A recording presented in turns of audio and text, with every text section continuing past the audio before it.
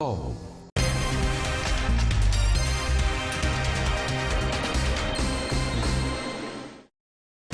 Olá! Quando a gente pensa que finalmente vai poder relaxar, tá com as 2 doses da vacina no braço, aparece uma nova variante e deixa todo mundo em pânico. Mas será que a gente tem mesmo que tá assim tão apavorado? Vacina, máscara e distanciamento social funcionam. O que mais pode ser feito? Enquanto os Estados Unidos seguem como o pior país desde o começo da pandemia, tanto em número de casos como em número de mortes, algumas nações viraram um exemplo de sucesso, entre elas Portugal, onde quase 90% dos moradores estão vacinados. Por isso, meu entrevistado desta semana no American News é o cientista Miguel Prudêncio, pesquisador do Instituto de Medicina Molecular de Portugal. Vamos falar da nova variante, da política de restringir viagens e das recomendações para as festas de fim de ano. Então vamos começar essa conversa, a gente não tem tempo a perder nessa pandemia. Miguel, muito obrigado pela sua presença aqui no American News. Portugal foi um exemplo em vários momentos da pandemia, mas também teve altos e baixos aí, houve fases, principalmente no verão de 2020, em que parecia que a pandemia tinha acabado, depois teve aquela alta tremenda durante as festas de fim de ano. O que deu certo e o que não funcionou e que pode servir de exemplo para outras nações? Desde já, muito obrigado pelo convite para conversar convosco hoje. Aquilo que aconteceu ao longo desta pandemia em Portugal foi realmente alguns altos e baixos durante o período, desde o início do ano de 2020 até agora, sendo que Portugal começou com uma situação comparativamente em termos europeus muito vantajosa, talvez porque a pandemia chegou cá a Portugal um pouco mais tarde do que a vários outros países europeus, o que nos deu também algum tempo para nos prepararmos melhor. Nós assistimos a imagens que no início de 2020 eram imagens muito preocupantes do que se estava a passar em Itália e em Espanha e, portanto, nós tivemos uma fase inicial da pandemia em que os números estiveram muito controlados e em que Portugal esteve particularmente bem posicionado em termos comparativos com outros países europeus no que diz respeito ao controle dos números de infecções. E depois tivemos uma fase, efetivamente, quase parecia estar terminada durante o verão de 2020, mas depois tivemos uma vaga nova de casos a acontecer depois do verão, no início do outono, que atingiu um pico dramático no início de 2021. Nós tivemos, durante o Natal de 2020, havia uma percepção generalizada de que as coisas estavam sob controle e as autoridades entenderam não impor restrições significativas durante o Natal de 2020, o que se veio a revelar um problema porque no início do ano de 2021, nomeadamente nas primeiras semanas de janeiro de 2021, nós tivemos um aumento muito grande do número de casos e, sobretudo, um aumento muito grande do número de casos a requerer hospitalização e um número muito elevado de mortes. Agora a gente está na mesma época, né? Agora a gente está na época de festas de fim de ano. Em que ela é diferente daquele fim de ano de 2020? A vacina é a principal diferença? É a grande diferença e é a diferença mais importante que nós podemos neste momento destacar no combate à pandemia. De 2020 para 2021 nós temos um elemento transformador, um elemento que faz toda a diferença nesta cadeia de acontecimentos que vai desde a infecção até à doença grave e à morte, que são as vacinas.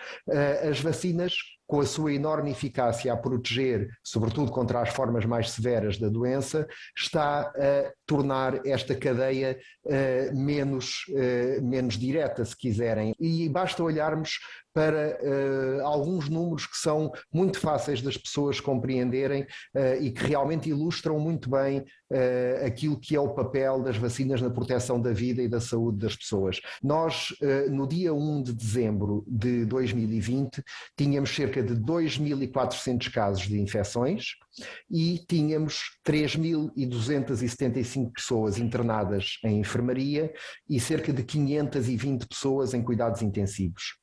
No dia 1 de dezembro de 2021, isto é, um ano mais tarde, após a existência das vacinas, nós tínhamos o dobro do número das infecções, cerca de 4.670, mas tínhamos um quarto das pessoas hospitalizadas, 841, e tínhamos um quinto das pessoas em cuidados intensivos, cerca de 116 pessoas em cuidados intensivos. Ou seja, com um número maior de infecções, nós temos muito menos pessoas em cuidados intensivos do que tínhamos há um ano. São números muito impressionantes, principalmente quando a gente compara com os Estados Unidos, que vem tendo aí uma média de 90, 100 mil casos por dia nesse momento da pandemia e está aí com muita dificuldade de ultrapassar a barreira dos 70% vacinados. Não chega lá e Portugal já está quase nos 90%. O que é diferente e o que você recomenda para estimular essa vacinação? A obrigatoriedade da vacina funciona?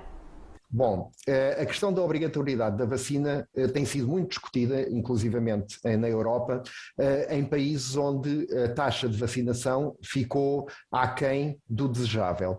Em Portugal, felizmente, essa é uma discussão que não é necessária, é uma discussão ao lado da qual nós podemos passar. Porquê? Porque nós temos mais de 96, 97% da população elegível para ser vacinada que já está vacinada. Isto corresponde a cerca de 87% da população total, porque depois nós temos uma faixa etária das crianças até aos 12 anos de idade que, para já, ainda não estão a ser vacinadas em Portugal. Portanto, dentro da população que pode ser vacinada, nós temos uma percentagem muito elevada, acima dos 97, 98% das pessoas que já estão vacinadas.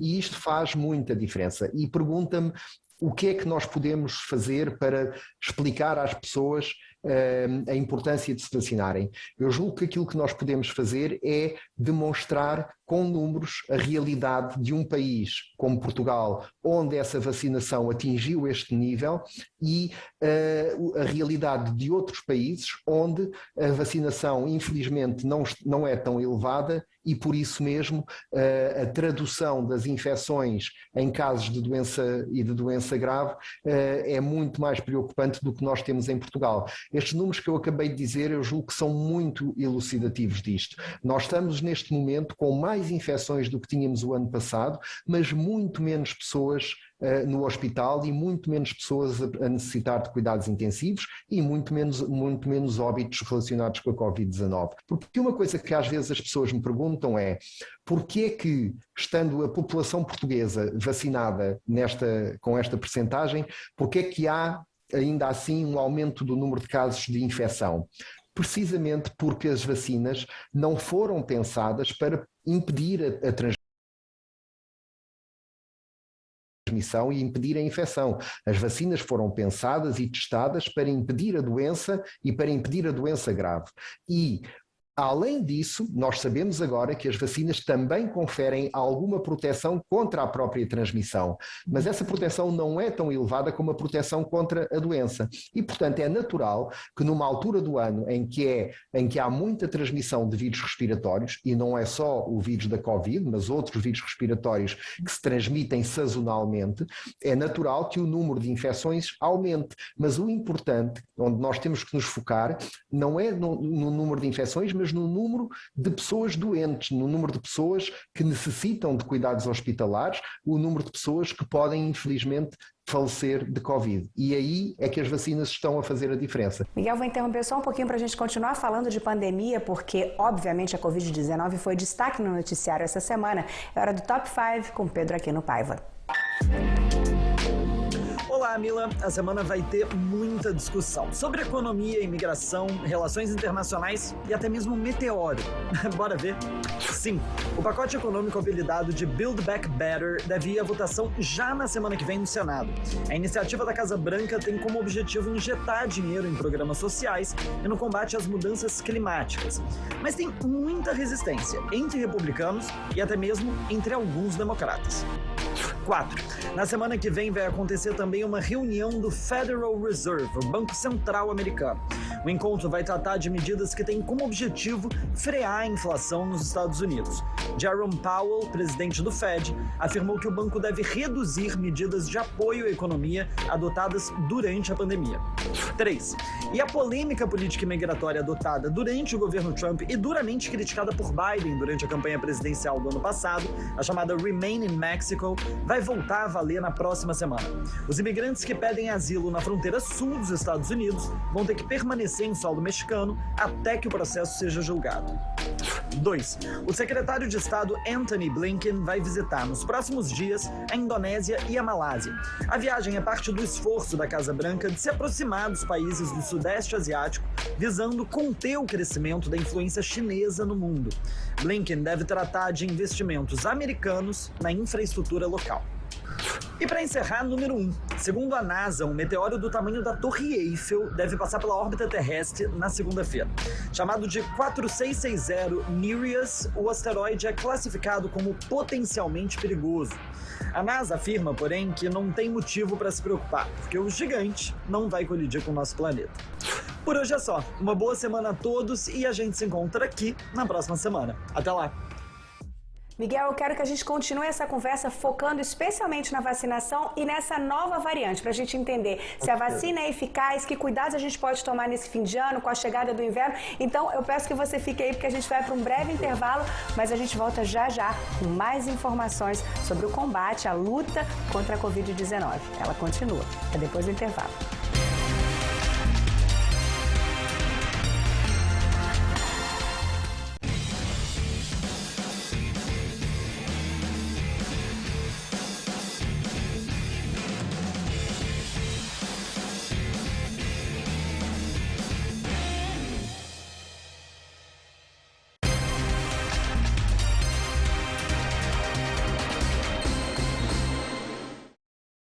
O América News está de volta e a gente continua a nossa conversa sobre a Covid-19. Eu quero focar agora nesse segundo bloco, especialmente nessa nova variante Omicron. Ninguém sabe como pronunciar e ninguém sabe muitas coisas sobre a variante ainda, né, Miguel? E eu queria que você falasse um pouquinho da preocupação talvez central. No primeiro bloco a gente falou da questão da vacinação e de como a vacina é eficaz, evitando as hospitalizações, evitando casos graves da doença.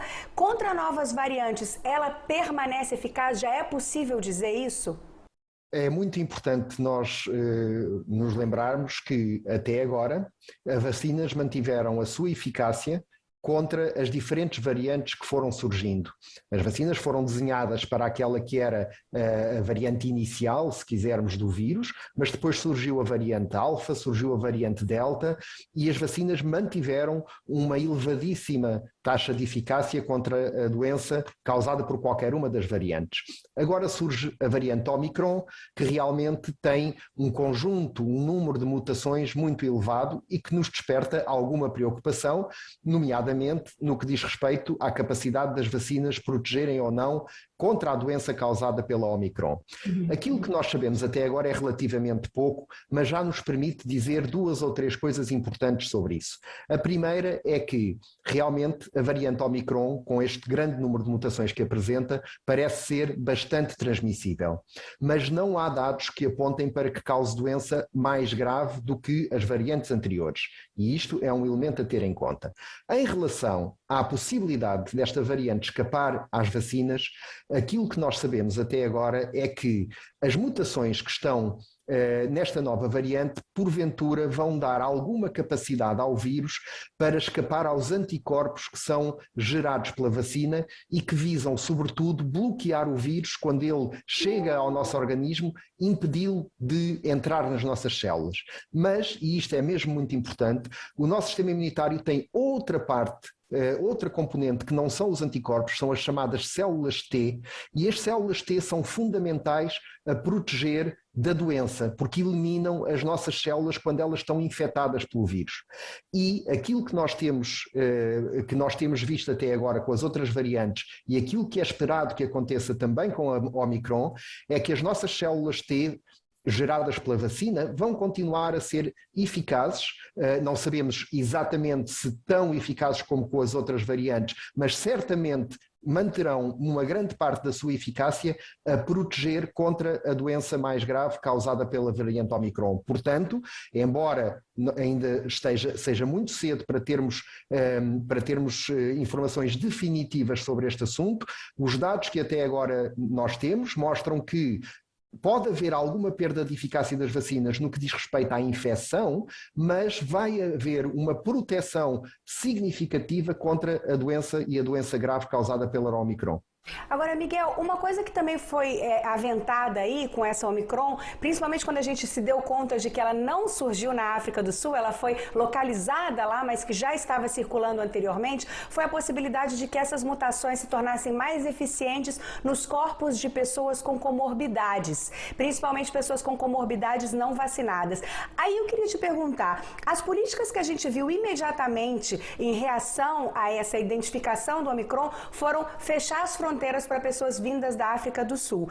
Isso funciona? É minha primeira pergunta. E minha segunda pergunta, não está na hora das nações mais ricas a prestarem atenção no fato de que essas mutações podem estar acontecendo em países que não têm tanto acesso à vacina? Claro que sim. A primeira pergunta, se o encerramento de fronteiras funciona a impedir a propagação de uma variante, eu diria que, porventura, atrasa essa propagação. Aquilo que nós vimos com variantes anteriores foi que, quer a Alfa, quer mais tarde a Delta, acabaram por se tornar dominantes, independentemente dos esforços que foram feitos para conter. E, portanto, eu diria que estas regras de limitação de viagens podem atrasar este processo, mas realmente se a variante Omicron tiver condições para se tornar dominante, isso porventura acabará por acontecer, embora porventura um pouco mais tarde. Entrou no território, já não dá mais, né? Uma vez no território, já a eficácia já não é tanta. A questão é, uma variante torna-se dominante quando tem uma vantagem competitiva sobre as outras variantes que estavam presentes. Se transmite mais, se tem mais capacidade de passar de uma pessoa para a outra, ela vai tendencialmente tornar-se dominante. E a partir do momento em que está na comunidade, se realmente essa vantagem competitiva existir, ela vai tendencialmente tornar-se dominante e substituir a outra. Nós não sabemos ainda se isto vai acontecer. Realmente, na província da África do Sul, onde ela foi detectada, ela ganhou terreno muito rapidamente à variante Delta. Na Europa e no resto do mundo ainda não se tem a demonstração de que isso vai também acontecer, mas é uma possibilidade forte que ela consiga sobrepor-se à variante Delta. A sua segunda questão diz respeito à vacinação. E aqui é muito importante que as pessoas percebam como é que surgem as variantes. As variantes surgem como um processo normal de replicação do vírus que, à medida que se multiplica, vai acumulando mutações e isto acontece no seu processo natural de multiplicação. Estas mutações podem não ter qualquer efeito no vírus, podem inclusivamente ser prejudiciais para o vírus, mas podem, em alguns casos, criar esta tal vantagem competitiva que faz com que surja uma variante que pode ser mais transmissível do que a que existia anteriormente. E esta possibilidade do vírus se multiplicar e de acumular estas mutações é tanto maior quanto menos vacinada estiver a população. Porquê? Porque o vírus está a multiplicar-se sem nada que o impeça de se multiplicar. E, portanto, há um potencial muito maior para estas mutações surgirem e se acumularem. Por isso é que é fundamental que a vacinação chegue a todos os pontos do globo e chegue às regiões onde ainda não chegou, porque só assim nós vamos conseguir conter esta multiplicação, este processo que é natural no vírus, mas que nós podemos restringir. Se vacinarmos as pessoas, vamos diminuir a possibilidade do vírus estar a multiplicar e assim vamos diminuir a possibilidade do surgimento de novas variantes. E agora a parte prática, Miguel. A minha última pergunta é essa: o que a gente faz então? Eu, por exemplo, tomei as 2 doses da vacina, tomei o meu booster já, estou protegida. Posso fazer um Natal aqui em casa com a família inteira? Posso viajar para o exterior? O que eu posso, o que eu não posso fazer? O que você recomenda e o que você não recomenda? E queria que você falasse também para o caso das pessoas que não tiveram acesso à vacina ainda, quais são as recomendações?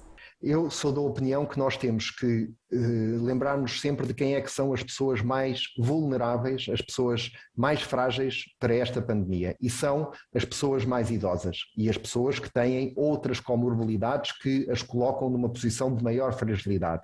Então, aquilo que nós podemos fazer é, em primeiro lugar, vacinarmos e, no caso de sermos elegíveis para o reforço, para o booster, então devemos fazer esse booster porque isso vai tornar-nos mais protegidos e vai limitar as possibilidades do vírus nos infectar e de nós transmitirmos a outra pessoa. Acho que devemos ter precauções, sobretudo quando estamos em contacto com pessoas mais idosas, pessoas mais frágeis, e nesse caso, uma vez que a vacina não protege completamente da infecção, porque como eu dizia há pouco, a vacina é muito eficaz a proteger da doença, mas não é tão eficaz a proteger da infecção. Isto significa que mesmo estando vacinados, há a possibilidade de nós termos o vírus, embora não tenhamos sintomas, vamos poder ter o vírus e aí nós podemos transmiti-lo a outras pessoas e por isso eu diria que nos contactos próximos com familiares idosos, nos contactos próximos, por exemplo, visitas a residências, a lares de idosos, a utilização da máscara é uma boa prática porque vamos reduzir a probabilidade de infectarmos aquelas pessoas. Portanto, se eu puder resumir em duas coisas, eu dizia que o mais importante que nós podemos fazer é vacinar-nos e vacinar-nos com a dose de reforço